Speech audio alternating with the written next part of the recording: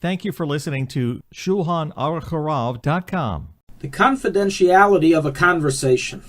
A daily occurrence in life, we speak to people, people confide in us information, people share with us different matters in the conversation. And the question is asked, what are the limitations and regulations regarding, may I tell this to somebody else? May I reveal the content of the conversation to another? So obviously, if the conversation contains lashon hara or rechilus, which would be transgressed by telling it over to another, then it's a biblical prohibition to tell anyone, and that, of course, is not our question. Our question is regarding parav conversations that contain no foreseeable damage to anybody. But nonetheless, you were confided in, you were told the information by another person. And the question is, are you allowed to go ahead and tell other people? Out of casualty or for whatever reason you want to tell others. So you have an explicit ruling in the Gemara in Yuma 4b that the Gemara states, Minayin la'omer davar lechaverish ubeval yemar. From where do we know that when you have a conversation with a friend and he tells you something, that you're not allowed to tell that to others? Until he tells you, go tell others. As when Hashem spoke to Moshe, the wording in the Torah always is, Lemor, go tell others, from which we can learn that until the person tells you to tell others, you can't tell others. And as we've stated, even if it doesn't involve lashon hara and rechilus, and you don't see any damage occurring to anyone through you saying over this innocent conversation, what's the reason then that you're required to stay confidential? Because you never know. Some things are meant to be private, even if the person did not explicitly tell you it's private. And when you consider no potential damage occurring, may be a little different in the person's eyes who confided in you.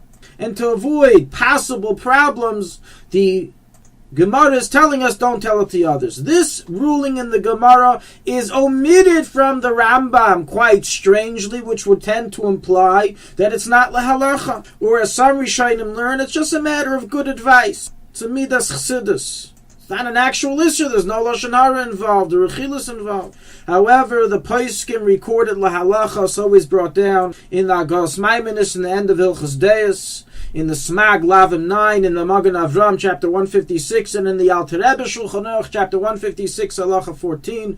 It's brought down as a practical halacha that you may not tell others of a conversation you had with someone else, of the details, until they give you permission.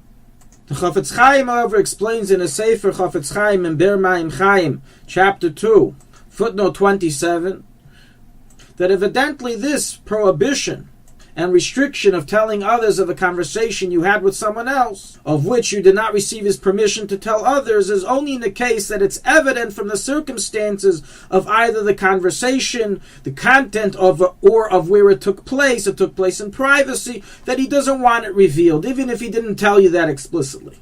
But if the circumstances don't point to that, and from all the circumstantial evidence that you can assess in your mind, it seems that really the person who told you this couldn't care less if other people know, and there was no sign of confidentiality, and no reason in the content to keep it confidential, then you are allowed to go ahead and tell others. Thus, if the conversation took place in public with more than 3 people present, clearly the person shows he doesn't really care, and unless he told you not to tell others, it would be permitted so long as it doesn't involve lashon hara rechilus. From all the above, we learn a number of halachic directives in day-to-day life and how to deal with people and treat them with privacy, treat their conversations with privacy and confidentiality, and not just to leave these laws for doctors and lawyers and their patients and clients, but even between you and another person. Think twice and 3 times and 4 times if you had a conversation with someone before you go ahead and tell other people of the content. And even if it doesn't involve lashon hara and rechilus, if there's any sign or notion that it's meant to be confidential, then don't say it.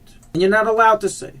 And by doing this, so much machlekes and sinah and pir levavis can be avoided, which is caused when people do not keep the conversations confidential, and a completely avoidable machlekes could have been prevented.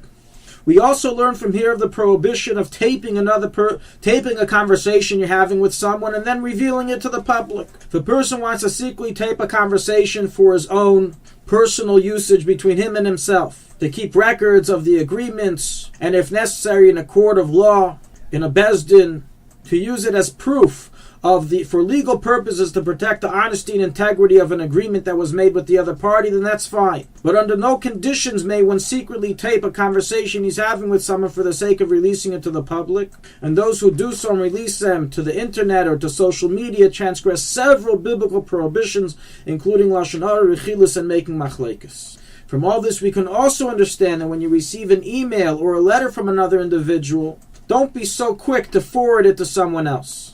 Think twice and 3 times and 4 times, is this matter confidential? Is there any reason that the person may not want this to go to somebody else? And thus, in most or not all cases, one is required to receive explicit permission from the sender before forwarding that email to another person. In addition to the Isser mentioned above, this is also to the Takana and the Cheder of Rabbeinu Gershon not to read other people's mail, as we discussed in another halacha.